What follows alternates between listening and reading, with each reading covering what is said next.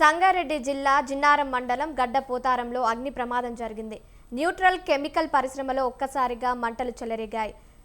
Solvent డిస్కలేషన్ ప్లాంట్లో పేలుడు సంభవించడంతో మంటలు చెలరేగినట్టు తెలుస్తోంది. ఘటనా స్థలానికి చేరుకున్న ఫైర్ సిబ్బంది మంటలు ఆర్పేందుకు యత్నిస్తున్నారు. భారీ ఎత్తున చెలరేగిన మంటలతో చుట్టుపక్కల దట్టంగా పొగలు అలుముకున్నాయి. దీంతో స్థానికులు భయాందోళనకు గురవుతున్నారు.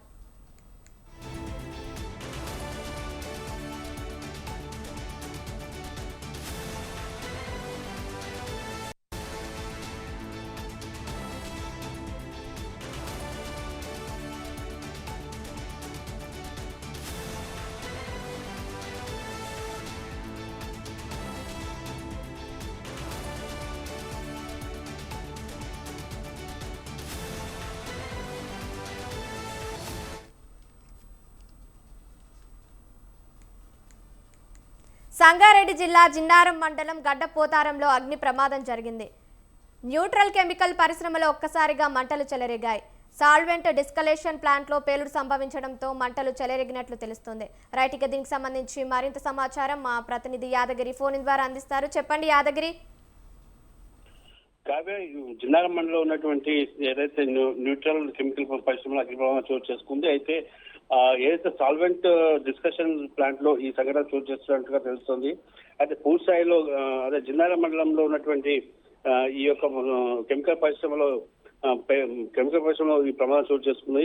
అదే మొత్తానికి చూసుకుంటాక ఇప్పటికీ ఎగిసిపడుతున్న మంటల్ని పూర్తిగా అదుపు చేసే పనిలో ఫైర్ సిబ్బంది ఉన్నారు. అదే మొత్తానికి ఒక 4 ఫైర్ ఇంజన్లు ప్రమాద స్థలానికి చేరుకున్నాయి. ఇక్కడ నుంచి మంటలు ఆపే ప్రయత్నంలో ఇప్పుడు అగ్నిమాపక సిబ్బంది పనిచేస్తున్నారు. అది ఇప్పటికీ కొంత మేర అగ్ని మంటలు అదుపులోకి వచ్చడానికి తెలుస్తోంది. దీంట్లో ఎటువంటి ప్రాణ నష్టం జరగలేదు. ప్రధానంగా ఆస్తి నష్టం జరిగినట్టుగా తెలుస్తుంది. దాదాపు 4 నుంచి 5 కోట్ల వరకు కూడా ఆస్తి నష్టం జరిగి ఉన్నట్టు అంశాన్ని అంచనా వేస్తున్నారు. అది మొత్తం మీద చూసుకుంటే కనుక ఈ యొక్క సేఫ్టీ ప్రికాషన్స్ కానీ లేకుంటే ఈ సమ్మర్ లో తరచుగా కెమికల్ పరిశ్రమ అగ్నిమాపకం జరగడం సాధారణంగా కనిపిస్తుంది.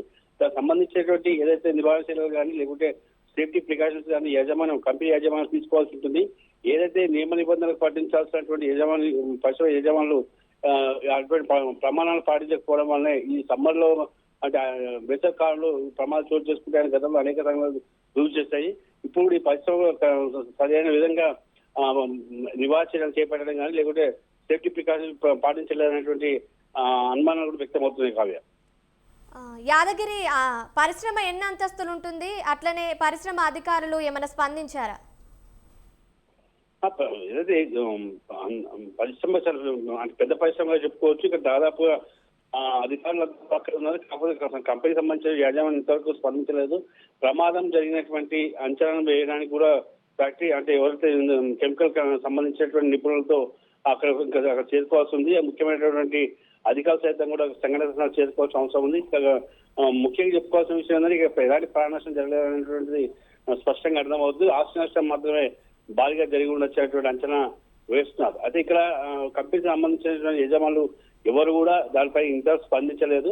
మరి కాసేపట్లో స్పందించే అవకాశం ఉంది. పూర్తి స్థాయిలో మంటలు అదుపులోకి తీసుకొచ్చిన తర్వాత కానీ ఎంత మేర నష్టం జరిగిందనే విషయాన్ని కూడా స్పష్టంగా మనకు తెలిసే అవకాశం ఉంది. Kavya, thank you Yadagiri. Thank you for the updates.